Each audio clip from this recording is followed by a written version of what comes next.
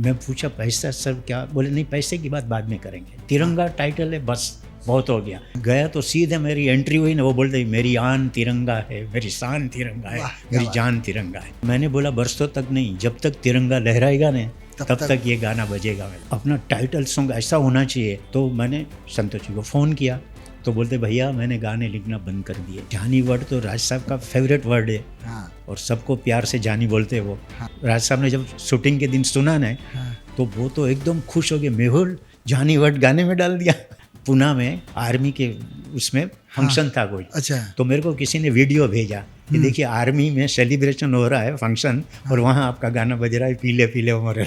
हम लोग music select करते थे डिपेंड द फिल्म का जो स्क्रिप्ट है उसके ऊपर। हाँ। ऐसे नहीं कि कुछ भी गाने डाल दिए। आज गानों की कहानी के साथ कोई लेना देना नहीं, कहीं भी कुछ भी गाना आ जाता है, कहीं भी काट के फेंक दो तो भी चलता है। उनको मैंने बोला मेरा बख्शी साहब अपना जो गुरुद्वारा वाला गाना है वो भी रिकॉर्डिंग करना है तो क्या। बोलते गुरुद्वारा गाना मैं लिख ही नहीं सकता मेहुल। न क्यों, बोलते मेरे को गुरु ग्रंथ के बारे में कुछ मालूम नहीं। वो पिक्चराइज करने के लिए मेरे को गुरुद्वारा में गया तो पहले तो ना ही बोल दिया। अच्छा। बोले गुरुद्वारा में गाना पिक्चराइज नहीं होगा ना सर, ये गाना नहीं है। मैं बोला एक गुरुवाणी है। मैं बोला आप सुनिए। हाँ। फिर मेरे को वहाँ पे रिकॉर्डिंग लेके गया था। अच्छा। और सुनाया गाना, सुनाया तो उन्होंने परमिशन दी। कुमार सानू को ब्रेक दिया था, तभी वो होटलों में गाना गाता था। अच्छा। हाँ, वो आज भी कितनी पार्टी फंक्शन में बोलता है मेरा पहला गाना आसमान से ऊंचा में था। एक्चुअली क्या, एक मैरिज फंक्शन में मैं गया था, वहाँ दलेर मेहंदी गाना गा रहे थे। और यही गाना था ना ना ना ना ना रे। किसी से नंबर लेके दिल्ली फ़ोन किया उसको तो यकीन नहीं कर रहा था। बोलते हाँ, बोलते मेहुल जी क्या बात कर रहे हो यार, मैं पिक्चर में गाना, मैंने पिक्चराइज भी तुम्हारे पे करना है मेरे को, अमित जी के साथ। गाना को तो पहले गाने से डर लगता था। अच्छा। बोलते गाने मेरे पे पिक्चराइज कर रहे हैं। मैं बोला हाँ, और किस पे। हमारे साथ इस वक्त मौजूद हैं फिल्म इंडस्ट्री के बहुत ही मशहूर फिल्मकार मेहुल कुमार साहब। इनके साथ हमने एपिसोड 1 में इन्की बहुत ही यादगार फिल्मों के बारे में बात की थी। आज हम एपिसोड 2 में इनके गानों के बारे में बात करेंगे। एक से बढ़कर एक और यादगार गाने इन्होंने अपनी फिल्मों में फिल्माए हैं। स्वागत है सर आपका। सबसे पहले एक वो गाना जो हर 26 जनवरी, हर स्वतंत्रता दिवस यानी 15 अगस्त को गाना बजता है, मेरी आन तिरंगा है, मेरी शान तिरंगा है। 26 जनवरी का चूँकि मौका है तो हम शुरू करते हैं उसी गाने से। किस तरह ये गाना बना था? तिरंगा फिल्म जब स्टार्ट की तो कास्टिंग सब फाइनल हो चुकी थी जी। म्यूज़िक के लिए लक्ष्मीकांत प्यारेलाल जी को साइन किया था। तो लक्ष्मी जी ने मेरे को बोला कि मेहुल भाई ये गाने हैं ने अपने संतोष आनंद जी से लिखवाओ। संतोष आनंद जी से। मनोज कुमार जी की फिल्मों में सब देशभक्ति के गाने लिखते थे। तो मैं बोला मैं तो कभी उनको मिला नहीं हूँ। मैं बोला और अभी यहाँ है तो आप मेरे को एड्रेस या फ़ोन नंबर दे दीजिए, मैं बात करूँगा। तो बोलते नहीं, वो लखनऊ चले गए, आपको घर का नंबर देता हूँ, आप बात करो। बोलते फिर आगे हम लोग बढ़ेंगे। बोलते जी। तो मैंने संतोष जी को फ़ोन किया तो बोलते भैया मैंने गाने लिखना बंद कर दिए। मैं बोला सर हम चाहते हैं कि ये गाने आप लिखो। तो बोले क्या टाइटल है तुम्हारी फिल्म का? मैं बोला तिरंगा। अच्छा तिरंगा टाइटल है, मतलब एकदम रिएक्ट किया उन्होंने। फिर हम लिखेंगे। बोलते एक काम करो, बोलते है मेरा रिटर्न टिकट एयरलाइंस का कंफर्म करके भेज दो, मैं एड्रेस लिखवाता हूँ आपको, और सी साइड होटल में मेरा रूम बुक करवाओ, 8 दिन रुकूंगा, सारे गाने लिख के चला जाऊँगा जी। मैं पूछा पैसा सर क्या? बोले नहीं पैसे की बात बाद में करेंगे, तिरंगा टाइटल है बस बहुत हो गया। तो मतलब इतने चार्ज हो गए वो तिरंगा टाइटल सुन के ही। मैंने फिर बोला लक्ष्मी जी को कि वो आ रहे हैं 8 दिन रुक। बोले बस बेस्ट है, 8 दिन में वो ख़त्म करके जाएंगे बोलते।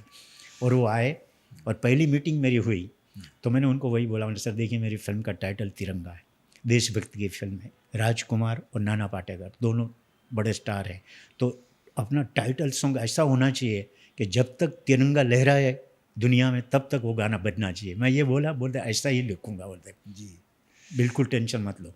और मैंने सिचुएशन बताई, सारे गानों की सिचुएशन उन्होंने सुनी और बोले बस कल आना तुम। बोलते टाइटल सॉन्ग का मैं मुखड़ा सुनाऊँगा। बोलते तो मैंने लक्ष्मी जी को बोला, मैं सिचुएशन सारी सुना दिए मैंने। बोलते कल जाके सुनो, देखो क्या बोलते वो। अच्छा। और गया तो सीधे मेरी एंट्री हुई ना, वो बोलते मेरी आन तिरंगा है, मेरी शान तिरंगा है, मेरी जान तिरंगा है। तो मैं तो सुन के ही हैरान हो गया। मैं बोला यही गाना हम रिकॉर्ड करते हैं पहले और टोटल डिटेल में आप लिख लो, उसके बाद हम लोग कल परसों जब भी आप बोलो रिकॉर्डिंग में बुक करवा लो। फिर मैंने महबूब स्टूडियो बुक करवाया, लक्ष्मी जी प्यारेलाल भी थे और वो गाना वहाँ पे पिक्चर के मुहूर्त के साथ वो गाना रिकॉर्डिंग किया। अच्छा। और जो भी सुनते थे वो बोलते थे मेहुल भाई यार क्या गाना है, क्या गाना है। और आज भी देखिए इमोर्टल सॉन्ग है। हर देशभक्ति के फंक्शन में, हर स्कूलों में, कॉलेज में, कहीं भी ऐसे देशभक्ति के फंक्शन होते हैं तो ये गाना बजता है। जब रिकॉर्डिंग हुई थी उसकी कुछ याद? रिकॉर्डिंग के टाइम पे मतलब ये गाना जो भी सुनते थे ना, म्यूजिशियन भी सब सुन के हैरान हो गए कि क्या गाना लिखा है। बोलते कि मतलब इमोर्टल सॉन्ग है ये, बोलते हैं ये तो मतलब इमोर्टल हर बरसों तक बजता ही रहेगा।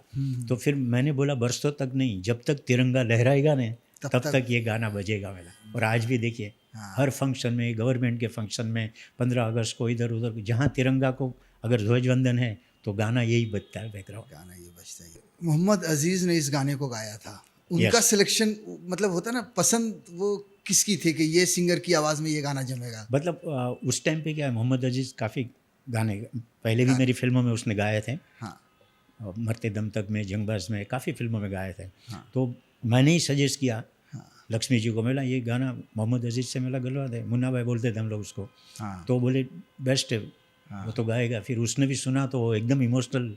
अच्छा। बोलते ये गाना तो मेरे जाने के बाद भी लोग याद करेंगे मेरे को, आज भी इमोर्टल सॉन्ग है उसके लिए। बिल्कुल बिल्कुल। फिल्माया था जब इस गाने को, वो क्या कहते हैं, वो भक्ति भाव, ख़ास तौर से स्पेशली जो क्लाइमैक्स में जो सेना वगैरह का जो ये था, थोड़ा सा उसके बारे में। वो गाना फिर क्या टाइटल सॉन्ग था, कोई सिचुएशन उसकी वो फिक्स नहीं थी। हाँ। तो मैं पिक्चर में जहाँ जहाँ वो ज़रूरत थी ना, हाँ, वहाँ पे एक तो टाइटल में भी रखा था मैंने। हाँ। फिर उसके बाद फिर जब सेलिब्रेशन होता है 15 अगस्त का ध्वजवंदन, ये हाँ, उस टाइम पे भी रखा था। फिर आर्मी, जब वहाँ पे आर्मी वाले जा रहे ट्रक लेके, हाँ, विलन के डैन को उड़ाने के लिए, हाँ, पूरा वो वहाँ पे बैकग्राउंड में पूरा ये गाना बजा था। और एंड में पिक्चर ख़त्म होती है, तभी वापस तिरंगा लहराता है और यही गाना बजता है। क्योंकि वो तिरंगा को ख़त्म करने के लिए वो लोग प्लान बनाए थे। हाँ, बिल्कुल। और वापस तिरंगा लहराता है और एंड में वही गाना। बिल्कुल। इस फिल्म का एक और गाना जो हम कह सकते हैं एकदम यादगार गाना था, पीले पीले ओ मोरे राजा पी, जानी, जो राजकुमार साहब जो बोलते थे उसको भी आपने गाने में सेट कर दिया था। वो जब सिचुएशन में सुना रहा था ना, हाँ, तो मैंने संतोष जी को बोला, संतोष जी एक गाने में जानी वर्ड आ जाए तो बहुत अच्छा। ये आपके दिमाग में आया? हाँ, हाँ। तो बोलते जानी वर्ड तो राज साहब का फेवरेट वर्ड है। हाँ। और सबको प्यार से जानी बोलते वो। हाँ। तो बोलते आई गाने, बोलते अपना पार्टी सॉन्ग है, हाँ, मिलिट्री एरिया में होगा, हाँ, तो मिलिट्री में पार्टी सॉन्ग, और बर्थडे है, हाँ, तो बर्थडे में बोलता है कि दारू भी होगा, हाँ, हंगामा भी होगा। हाँ। तो एक बोलेगा पीले पीले वो मोरे राजा, हाँ, दूसरा बोलेगा पीले पीले वो मोरे जानी। हाँ। और ऐसा ही मुखड़ा उन्होंने बात करते करते लिख दिया, सोचिए। अच्छा। इतने जेन्युइन राइटर थे वो। तो मैंने जब गाना पे राज साहब ने जब शूटिंग के दिन सुना ना, हाँ, तो वो तो एकदम खुश हो गए, मेहुल जानी वर्ड गाने में डाल दिया डाल दिया।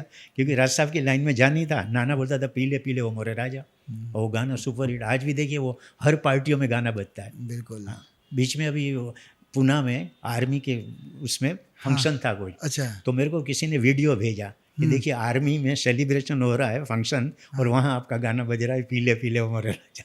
अरे वाह। अरे वाह। तो मतलब ऐसे गाने बन गए कि जो आज भी मतलब लोग याद करते हैं। बोल साहब, आप जब गाना देखिए, आपकी फिल्मों में बहुत सारे फिल्मों में संदेश बहुत अच्छे होते थे, चाहे वो क्रांतिवीर ले लो, चाहे वो तिरंगा हो लो, चाहे वो कोहराम ले लो, चाहे वो मृत्यु दाता ले ली। आप जब फिल्मों में म्यूज़िक देते थे तो आप वो थॉट क्या होता था कि हमें किस तरह से म्यूज़िक इस फिल्म में पिरोना है? देखिए पहले, और कितनी अहमियत देते थे, हाँ, म्यूज़िक को? म्यूज़िक क्या होता था, हम लोग म्यूज़िक सिलेक्ट करते थे डिपेंड द फिल्म का जो स्क्रिप्ट है उसके ऊपर। हाँ, ऐसे अच्छा। नहीं कि कुछ भी गाने डाल दिए। हाँ। मतलब गाने की लिंक कहानी के साथ भी जोड़ते थे। तो मैं जब राइटर को भी सुनाता था, सॉन्ग राइटर को, तो उनको भी थोड़ी कहानी का आइडिया भी, जैसे बख्शी साहब है, जितने भी पुराने राइटर हैं, वो पूरी कहानी की लाइन भी सुन लेते थे। तो उनके गानों में वो कहानी होती थी। आज गानों की कहानी के साथ कोई लेना देना नहीं है। कहीं भी कुछ भी गाना आ जाता है, कहीं भी काट के फेंक दो तो भी चलता है।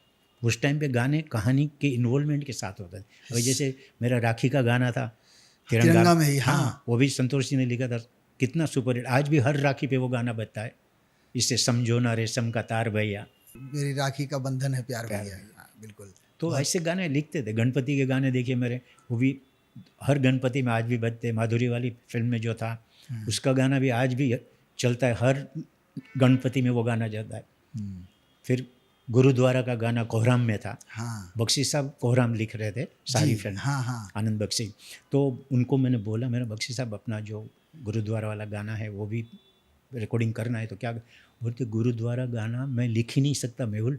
न क्यों बोलते, मेरे को गुरु ग्रंथ के बारे में कुछ मालूम नहीं है। बोलते अच्छा तुम ये गाना बोलते देव कोहली से लिखवाओ।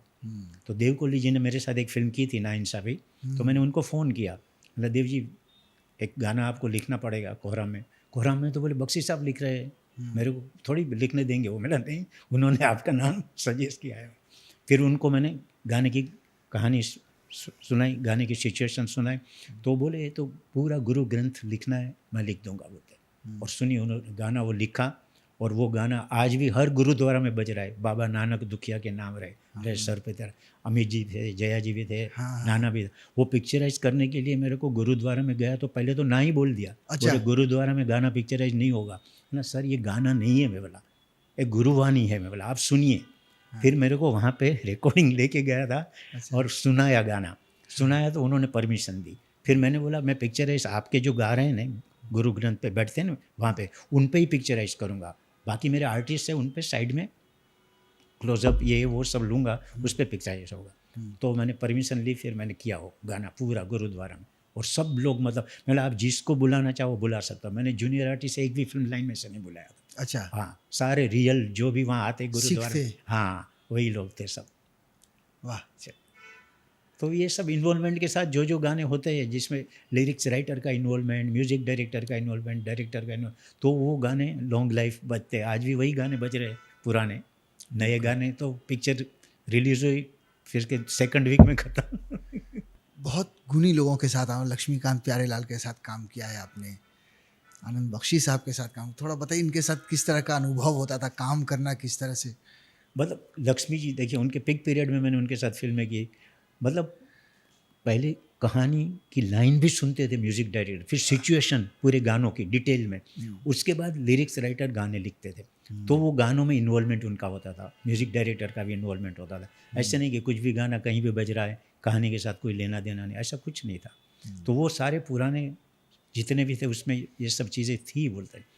और मैंने राजेश रोशन जी के साथ भी किया था, राकेश रोशन जी के साथ भी। अच्छा। हाँ, आसमान से ऊंचा। हाँ। और कुमार सानू को ब्रेक दिया था, तभी वो होटलों में गाना गाता था। अच्छा। हाँ, वो आज भी कितनी पार्टी फंक्शन में बोलता है। मेरा पहला गाना आसमान से ऊंचा में था। हाँ। आसमान से ऊंचा का टाइटल सॉन्ग सुपर हिट, वो आज भी उसमें था ना, जिया प्यार मांगे जिया आसमान से ऊंचा। हाँ। वो टाइटल सॉन्ग पूरा उसने गाया था। पुराने जितने सिंगर थे वो इन्वॉल्वमेंट के साथ गाने गाते थे, लिरिक्स राइटर भी इतने अच्छे थे। इंदिवर जी ने गाने लिखे थे मेरे साथ, बख्शी साहब ने भी लिखे काफ़ी। मतलब हसरत जयपुरी साहब के साथ मेरी पहली सेकंड फिल्म थी लव मैरिज। अच्छा। उसके भी गाने देखिए, सुपर हिट गाना था टाइटल सॉन्ग।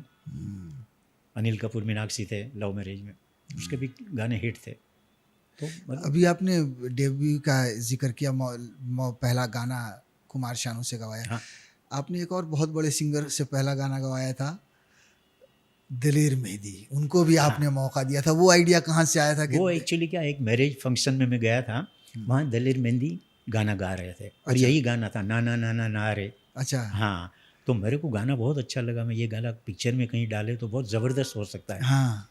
तो जब अमित जी की फिल्म में कर रहा था डायरेक्ट मृत्युदाता, तो मैंने अमित जी को बोला, मेरे सर अपना एक होटल का जो सॉन्ग है मेरा सिचुएशन, उसमें बोला हम लोग उसको बुला के गाना रिकॉर्ड करके कर सकते हैं। बोलते आपको, मैं बोला मेरे को वो गाना बहुत अच्छा लगा था, उसने मैरिज में गाया था ना ना ना ना ना रे, टाइटल सॉन्ग उतना ही मेरे को याद है। अच्छा। तो बोले फिर बात करो। तो मैंने किसी से नंबर लेके दिल्ली फ़ोन किया उसको, तो यकीन नहीं कर रहा था। बोलते हाँ, बोलते मेहुल जी क्या बात कर रहे हो यार, मैं पिक्चर में गाना, मैंने पिक्चराइज भी तुम्हारे पे करना है मेरे को अमित जी के साथ। तो वो तो और बोलता है मैं कल ही आता हूँ बॉम्बे। हाँ। बोलते और बात करेंगे। फिर बॉम्बे आए, फिर पूरा सिचुएशन ये वो गाना करके बात किया मैंने। उसने एक पैसा नहीं लिया, सोचो। अच्छा। हाँ, बोलते ये मेरी लाइफ का यादगार गाना रहेगा और अमित जी के साथ पिक्चराइज होगा। बोलते मेरे को गिफ्ट कुछ भी देना है तो देना, नहीं तो मेरे को कुछ नहीं चाहिए। और उसने वो गाना गाया, देखिए आज भी वो गाना सुपर हिट है, ना ना ना ना ना। उस गाने ने एक्चुअली दिलेर मेहंदी को मुझे लगता है स्टार बनाया है। हाँ, हर जगह वो गाना बजता है, कहीं भी वो उसका फंक्शन होता है तो ये गाना पहले ही बजता है। एक गाना मुझे याद आता है क्रांतिवीर का, नाना पाटेकर साहब, मैंने देखा जब तेरी नज़रों के थ्रू, कभी वो रैप टाइप का गाना है, वो आनंद मिलन ने मेरे आनंद बनाया। मिलिन थे और हाँ, समीर जी ने गाने लिखे थे। हाँ, अब सोचिए उस टाइम पे अंग्रेजी वर्ड या ऐसे कोई दूसरे वर्ड गानों में नहीं आते थे। हाँ, हाँ, तो मैंने समीर को जब बोला ना, मेरा देखो इसमें है ने वो महाराष्ट्रियन कैरेक्टर है, अच्छा, तो मराठी लाइन भी आनी चाहिए, हाँ, इंग्लिश कैरेक्टर गाने वाला भी है तो इंग्लिश लाइन भी आनी चाहिए, हिंदी भी आनी चाहिए। हाँ, तो पहले तो मेरे को बिल्कुल जी अभी ऐसा गाना मतलब पब्लिक लाइक करेगी, मतलब क्यों नहीं करेगी, हम एक्सपेरिमेंट कर रहे हैं और आप सही ढंग से लिखोगे। पिक्चराइज नाना पे बिंदु जी भी है, हीरो हीरोइन भी दोनों यंग भी है, हाँ, तो सबके दिमाग में वो गाना बैठना चाहिए। और उस आदमी ने लिखा, देखिए समीर ने भी मेरे साथ काफ़ी फिल्में की, तो वो गाना क्या है, ज़बरदस्त गाना हो गया। नाना भी सुन के बोले मेहुल मराठी भी है, हिंदी भी है, अंग्रेजी भी है, सारे वर्ड डाले हुए हैं, और वो गाना भी हिट हो गया था, पार्टी सॉन्ग। तो नाना तो काफ़ी खुश होंगे कि यार मेरे ऊपर इतना बढ़िया फिल्माया जा रहा है गाना। हैं? नाना को तो पहले गाने से डर लगता था, अच्छा, बोलते गाने मेरे पे पिक्चराइज कर रहे हैं। मैं बोला हाँ, और किस पे, और ये पार्टी सॉन्ग भी तेरे पे पिक्चराइज होने वाला हाँ। है। बिंदु जी आई और दोनों ने क्या, कितना ज़बरदस्त गाना था। पहले पास्ट में भी हम चलते हैं, छोड़ेंगे ना हम तेरा साथ रे साथी मरते दम तक। ये गाना भी जब मैं सुनता हूँ, बड़ा मतलब एक ज़माना अरसा हो गया ये गाना रिलीज़ हुए, आज भी वो गाना ताज़ा लगता है। मरते दम कैसे? तक मतलब हाँ, रविंद्र जैन जी के साथ मैंने हाँ, पहली फिल्म थी मेरी वो। तो उस टाइम पे भी देखिए वो जेन्युइन कितने राइटर होते हैं, तो उनको मैंने ये फिल्म तो एक्शन फिल्म थी, हाँ, अंडरवर्ल्ड पे थी, डॉन था, तो उसमें ऐसे रोमांटिक गाने कैसे डाल सकते हैं। हाँ, तो मैंने बोला, मेरा देखिए अपने को एक रोमांटिक गाना ऐसा चाहिए कि जो मतलब अपना टाइटल भी उसमें इन्वॉल्व हो जाए। अच्छा, तो वो भी जेन्युइन राइटर थे, खुद ही लिखते थे गाने। बोलते मेरे को आज सोचने दो, कल हम लोग वापस बैठेंगे, मैं कुछ ना कुछ वर्कआउट करूँगा बोलते। और दूसरे दिन मैं घर पे गया तो सीधा हारमोनियम लेके बैठ गए, मेरी आन तिरंग अपना नहीं, छोड़ेंगे ना हम। हाँ, छोड़ेंगे ना हम तेरा साथ और साथी मरते दम तक, मरते दम तक नहीं, जन्मों जन्म, मतलब 7 जन्मों तक, मतलब पूरा गाना उन्होंने मुखड़ा मेरे को सुना दिया। अब सोचिए ये राइटर थे वो, और वो जेन्युइन, और सारा गाना आज भी वो गाना याद है। वो गाना गोविंदा फरावी दोनों मतलब खुश हो गए थे कि क्या गाना है। टाइटल सॉन्ग तो ज़बरदस्त था। जब बैठते थे कंपोजिशन के लिए, तो क्या चलता था आपके दिमाग में, या किस तरह से होता ना डिसाइड करते थे? जैसे अभी आपने बात की दद्दू की, क्या बोलते हैं, रविंद्र जैन साहब की, आपने बात की प्यारेलाल साहब की, लक्ष्मीकांत साहब की, क्या दिमाग में चलता था, किस तरह से होता ना एक डायरेक्टर और कंपोज़र की ट्यूनिंग? मतलब देखिए जिसके साथ आपने एक आध फिल्म की होती है ना, तो वो आपकी स्टाइल उनको भी मालूम पड़ती है, अच्छा, आपकी थिंकिंग इनको भी मालूम पड़ती है, और म्यूज़िक डायरेक्टर की थिंकिंग, उनका लेवल वो अपने को भी पता चल जाता है ना। तो आजकल तो क्या हो गया है कि आजकल म्यूज़िक डायरेक्टर एक फिल्म में 3 या 4 होते हैं, जी, तो वो इन्वॉल्वमेंट किसी का नहीं होता है। गाने की एक सिचुएशन और एक गाना बना के चले जाए। राइटर भी हर गाने में अलग अलग है, जी, तो पहले वो नहीं था। पहले राइटर भी पूरी कहानी सुनते थे और फिर सिचुएशन गाने की, फिर सिचुएशन इसलिए सुनते थे कि उसमें कहानी डालते थे वो। तो देखिए पुरानी फिल्मों में हर एक गाने में कहानी होती थी। हाँ, आज गानों में कहानी का कोई लेना देना नहीं। आप काट के फेंक भी दो गाना तो भी कुछ फ़र्क नहीं पड़ता। पहले के उसमें गाने आप काट नहीं सकते, वहाँ से कहानी आगे भी बढ़ती थी। तो इतना इन्वॉल्वमेंट होता था। लिरिक्स राइटर भी पूरी कहानी लाइन से सुनते, डिटेल में नहीं, एक लाइन से पूरी कहानी, और फिर गानों की सिचुएशन डिटेल में सुनते थे, तब वो गाने लिखते थे। अभी मेरा अनोखा बंधन में देखिए उषा खन्ना जी का म्यूज़िक था, उसमें भी उनके कितने गाने सुपरहिट। तू इतनी दूर क्यों है माँ, बता नाराज़ क्यों, आज भी एवरग्रीन सॉन्ग है वो, बजता है हर। तो मतलब पुराने म्यूज़िक डायरेक्टरों में वो सब था जो मतलब दिल से म्यूज़िक देते थे। आज दिमाग से मिलने। पुराने सिंगर्स को आप किनको ज़्यादा सुनते थे, और कोशिश होती है ना कि यार ये मुझे अच्छे लगते हैं, मैं चाहूँगा कि ये हमारी फिल्म में गाना गाएं? सिंगर, हाँ, सिंगर मतलब रफ़ी साहब के साथ मेरी बहुत अच्छी ट्यूनिंग थी, लता जी के साथ भी थी। उन्होंने मेरी गुजराती फिल्मों में भी गाने गाए, रफ़ी साहब ने भी गाए, लता जी ने भी गाए। लता जी ने तो लास्ट इंटरव्यू में मेरा नाम लिया था अच्छा, कि मैंने मेहुल कुमार की हिंदी फिल्मों में नहीं, गुजराती फिल्मों में भी गाने गाए। तो बहुत बड़ी बात होती है ना, इतने बड़े, तो कभी भी कोई प्रॉब्लम नहीं होती। और रफ़ी साहब ने तो रिकॉर्ड ब्रेक भी किया था। मैं पहले भी मेरे इंटरव्यू में बोल चुका हूँ, रमज़ान महीने में मेरी गुजराती फिल्म का मुहूर्त था और उन्होंने वो गाना गाया था, राजपूतानी फिल्म। बिल्कुल, तो वो इन्वॉल्वमेंट के साथ गाते थे, मतलब पूरी सुनते थे कहानी, सिचुएशन, आर्टिस्ट कौन गा रहा है। ये भी रफ़ी साहब तो आर्टिस्ट का भी पूछते थे हिंदी में। जैसे धर्म जी मेरे साथ नफरत, तो धर्म जी की पूरी आवाज़, जीतू जी है तो जीतू जी की आवाज़, ये स्टाइल सब पकड़ते थे। उन्हीं स्टाइल में करते, गोविंदा का तो गोविंदा के स्टाइल में। तो रफ़ी साहब तो मतलब अमर है। राजकुमार साहब के साथ जब आप काम करते थे वो कहते थे यार मेहुल मेरे लिए क्या गाना है, कुछ है, ऐसी बात होती थी आपकी? राज साहब को मतलब गाने का जब मैंने पार्टी सॉन्ग का बोला था तो वो खुश हो गए थे। दूसरे गाने तो मतलब उनके ऐसे कोई रोमांटिक तो फिल्म में हाँ, कोई थी नहीं, जाहिर सब है। एक्शन फिल्में थी। हाँ तिरंगा का टाइटल सॉन्ग उनको बहुत पसंद था। फिर गणपति का गाना मरते दम तक में था, हाँ जिसमें राज साहब आते हैं, गोविंदा भी है, शक्ति कपूर भी है। वो गाना मतलब उनको बहुत पसंद आया था और बोलते ये तो मतलब ज़बरदस्त गाना है मेहुल, और मेरी एंट्री भी ऐसी रखी है तूने, बोलते। आज की फिल्में आप देखते हैं? आज की फिल्में मतलब कोई कोई फिल्में हिट होती है तो देख लेता हूँ, बाकी तो अच्छा, देख। गाना कुछ याद आता है आजकल का? गाना तो मतलब देखिए, अभी फ्रेंकली बोलो तो कहानी के साथ आज के म्यूज़िक का कोई लेना देना नहीं। पिक्चर में आप देखोगे गाना, कहीं भी गाना स्टार्ट होगा, वो गाने का कहानी के साथ कोई लिंक नहीं होगा, ना लेना देना होगा। और फिर क्या होता है कि एक फिल्म में जब 4 म्यूज़िक डायरेक्टर होते हैं तो किसी का इन्वॉल्वमेंट होता ही नहीं। वो सिचुएशन सुनाएंगे, एक राइटर ने वो सिचुएशन लिखी होगी तो वो वही गाने में इन्वॉल्वमेंट होगा उसका। उसका ना कहानी के साथ इन्वॉल्वमेंट होगा, ना वो गाने का कहानी के साथ इन्वॉल्वमेंट हो। इसीलिए आज देखिए ना, यादगार म्यूज़िक कहाँ है? पहले म्यूज़िक डायरेक्टर का नाम आता था, टाइटल रिलीज़ होती थी फिल्में, तभी पेपर में, एड में लक्ष्मीकांत प्यारेलाल का म्यूज़िक है, इनके गाने हैं, वो सब। आज गानों में म्यूज़िक 4 म्यूज़िक डायरेक्टर के नाम होते हैं, नाम पूछो पब्लिक बोलती मालूम नहीं, पता नहीं कौन नहीं, 4 म्यूज़िक डायरेक्टर, 4 रिलीज राइटर होते। बिल्कुल। तो ये हालत है, इसलिए उनका भी इन्वॉल्वमेंट नहीं। एक्चुअली क्या हो गया है, फिल्म मेकिंग आज की डेट में मैं बोलूँ ना तो सिर्फ धंधा बन गया, क्रिएशन ख़त्म हो गया। पहले क्रिएशन था, writer, director, producer, music director, ये 4 का टोटल इन्वॉल्वमेंट था। आप प्रोड्यूसर भी 4 होते हैं, डायरेक्टर का फिर प्रोड्यूसरों के साथ इन्वॉल्वमेंट है तो ठीक है, नहीं है तो नहीं है। फिर कंपनी वाले इन्वॉल्व होते, क्रिएटिव हेड आता है उनका, क्रिएटिव डायरेक्टर आता है। तो ये सारी चीज़ें मतलब टोटल, फिर किसी का एक फिल्म में इन्वॉल्वमेंट नहीं होता। इसलिए यादगार फिल्में साल में 1 आध 2 फिल्में सुपरहिट होती है, लेकिन वो भी मसाला फिल्में होती है या कुछ मैसेज वाली फिल्में बहुत कम बन रही। पर आज सोचिए, अभी मैं तो तिरंगा, क्रांतिवीर, कोहराम ऐसे लेवल है, एयरपोर्ट पे कभी जाता हूँ ना, कोई भी पुलिस वाला मैं अरे तिरंगा ऐसे करके मेरे को सैल्यूट मार दे तो कितनी बड़ी बात होती है। वाइफ बोलती है देखो अभी आपकी पहचान तिरंगा का। तो वो ये सब है लाइफ में। ऐसी 2 फिल्में मेरी है कि जो मतलब फिल्मों के नाम से मेरी पहचान है कि इतनी अच्छी, और हर एक लोगों को मालूम है, पहचान करने की ज़रूरत ही नहीं पड़ती। तो ऐसी फिल्में आज मेकर लोग भी कहाँ बनाते हैं, है ही नहीं। सिर्फ पैसे के लिए फिल्म बनाओ, रिलीज़ हुई, चली तो ठीक है, नहीं चली तो भूल जाओ। और कॉरपोरेट को दे देते हैं, बस कॉरपोरेट। कॉर्पोरेटर ने सब धंधा समझ के आए हैं ना वो लोग, उनको क्रिएशन के साथ कोई लेना देना नहीं कि भाई हमें ऐसी फिल्म बनाए कि हमारा नाम क़यामत तक रहे, वो नहीं उनको। पहले मेकर में भी ये था, प्रोड्यूसर भी चाहता था कि उसका नाम मतलब वर्ल्ड वाइज फिल्म के हिसाब से चले। अब वो सिर्फ धंधा ही है।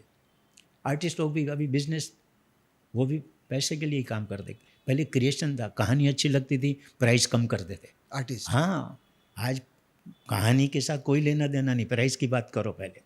प्राइस ही है, कहानी जो भी है नो प्रॉब्लम। कॉस्ट्यूम मतलब कहानी के हिसाब से पहनते थे। सोचिए क्रांतिवीर में नाना ने सारे पुराने कपड़े पहने थे, अनोखा बंधन में शबाना जी ने पूरे पुराने कपड़े उनको नए बना के दिए। तो वो इन्वॉल्वमेंट था कैरेक्टर का। अब वो आज के आर्टिस्टों में कहाँ इतना इन्वॉल्वमेंट है, किसी की सुने किसी की नहीं सुनते, ये होता था। बिल्कुल। पुराने लोग जब आप मिलते हैं, जैसे फॉर एग्जांपल रमेश सिप्पी साहब से अगर आपकी मुलाकात होती है, या पुराने म्यूज़िक डायरेक्टर आनंद मिलिंद से या प्यारे भाई से मुलाकात होती है, क्या बातें होती हैं आप लोगों की? वो कुछ पुराने दिनों को याद करते हो?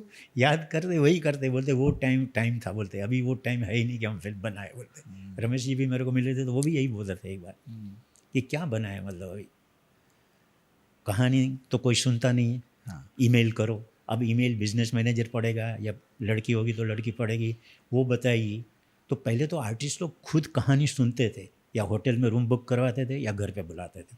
पूरी कहानी जब डायरेक्टर सीन वाइज सुनाता है तो टोटल इन्वॉल्वमेंट कहानी में हो जाता है ना उनका। बिल्कुल। अब 1 लाइन आप भेजोगे, ईमेल करोगे, ईमेल पढ़ने में वो इन्वॉल्वमेंट तो होगा नहीं, वो सीन वाइज सुना देते।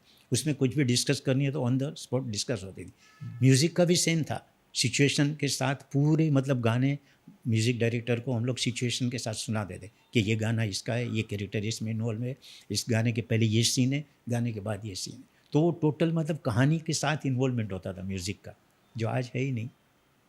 आज सिर्फ गाने, बस आप रिकॉर्डिंग किए हुए गाने होते वो डाल दो पिक्चर में कहीं भी। एक्चुअली क्या गाना बेच देते, एक एक गाना बेच देते, फिर म्यूज़िक कंपनी जब वो गाना लेती है तो उनका नाम डाल देते। अच्छा। हाँ ये है। तो वो तो अभी सोचे नहीं, तो वो भी पैसे के लिए काम कर रहे हैं। ठीक है डालेंगे तो अपना नाम आएगा, वो नहीं तो कोई बात नहीं। नहीं तो पैसे तो मिल ही गए। पैसे पहले ही मिल जाते हैं। तो वही पहले ये सब चीज़ें नहीं थी। पहले लिरिक्स राइटर भी गाने लिखने की ना बोल देते थे अगर उनको सब्जेक्ट अच्छा नहीं लगे। अच्छा। नहीं मैं ये नहीं लिख सकता बोलते, किसी और से लिखवा लो। अभी कहाँ है, अभी आप कुछ भी करो कर सकते। इसीलिए पुराने म्यूज़िक डायरेक्टरों के आज भी नाम है ना, लिरिक्स राइटर के नाम है। गुलजार साहब देखो तो कितने गाने लिखे उन्होंने। आप जब फिल्में बनाते थे तो ज़्यादातर फिल्में आपकी जो होती थी वो एक्शन फिल्में होती थी, चाहे वो तिरंगा ही को ले लीजिए या क्रांतिवीर को ले लीजिए या कोहराम को ले लीजिए, मरते दम को ले लीजिए, ये सारी मैक्सिमम सब एक्शन फिल्में होती। एक्शन फिल्मों में बड़ा मुश्किल होता है गाने की सिचुएशन निकालना। वो मतलब हम लोग जब स्टोरी पे बैठते हैं ना, कहानी पे बैठते थे ना, तभी सिचुएशन के लिए पूरा सोच के करते थे हम लोग कि इसमें कहानी भी ख़राब नहीं लगनी चाहिए, पिक्चर के साथ कोई गाने का वो भी नहीं इन्वॉल्वमेंट भी होना चाहिए, ताकि लगे कि सही है। ऐसा नहीं कि मतलब एक्शन फिल्म में कहीं भी गाना आ रहा है कहीं भी जा रहा है, जो आज हो रहा है वैसा नहीं होता था। कितने भी आप देख लीजिए मेरी कितने भी फिल्में, सारे गाने सिचुएशन के साथ होते थे। इवन मरते दम तक में भी जब वो उसको वहाँ से उठाते तेज सप्रू को, सॉन्ग है फरा का गोविंदा आता है गाने, वो भी मतलब सिचुएशन थी ना, उसको उठाना है वहाँ से, उसकी होटल है, वो रात को वहाँ पे गाने गाता है, तो ये भी गोविंदा वहाँ जाता है गाने गा के और वहाँ से उसको उठा के राज साहब के पास लेके आता है। तो वो इन्वॉल्वमेंट हो गया ना, वो गाना भी कहानी के साथ लिंक हुआ उसका। तो पहले ये होता था। गणपति का गाना भी हम लोग का था, मरते दम तक में जो था वो सिचुएशन थी कि हर गणपति की पूजा राजा राणा साहब ये यहाँ पे आके करते ये चौक में, और इस बार ये बोलते पूजा, विलन बोलता इनकी आखिरी पूजा होगी, इनको मारना है, और वो आएगा ही नहीं, बोलते सुनेगा तो बोले वो आएगा, और वो राज साहब आते और वहाँ पे फायरिंग होती है और वो मारने वाला। सिचुएशन तो अलग ही थी। बिल्कुल। हाँ तो वो मतलब सिर्फ पब्लिक भी इन्वॉल्व। अभी गाना है गणपति की पूजा और राज साहब उसको बोलते भी है कि इस बार भी गणपति की पूजा हम तुम्हारे मोहल्ले में आके करेंगे, अगर तुमने अपनी माँ का दूध पिया है तो हम पे गोली चला लेना। तो ये सब चीज़ें। डांस को कितना महत्व देते थे आप अपनी फिल्मों में?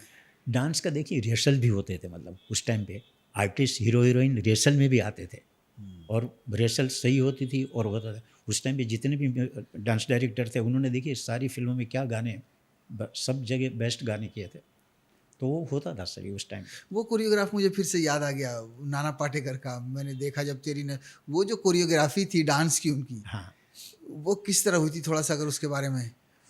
वो मतलब सिचुएशन तो मैंने सुना दी थी। हाँ। फिर कोरियोग्राफर को भी मैंने बता दिया कि भाई देखिए इस तरह का गाना ये करना है अपने को, तो उसने भी कहानी की पूरी लाइन के हिसाब से गाना पिक्चराइज किया। देखो हाँ कि मतलब ऐसा नहीं लगे कि कुछ भी गा रहा है और कुछ भी चल रहा है, मतलब गाने में भी पूरी कहानी चल रही थी। हाँ। तो ये इन्वॉल्वमेंट होता था उस टाइम पे, कोरियोग्राफर का भी इतना इन्वॉल्वमेंट होता था। अब आगे क्या?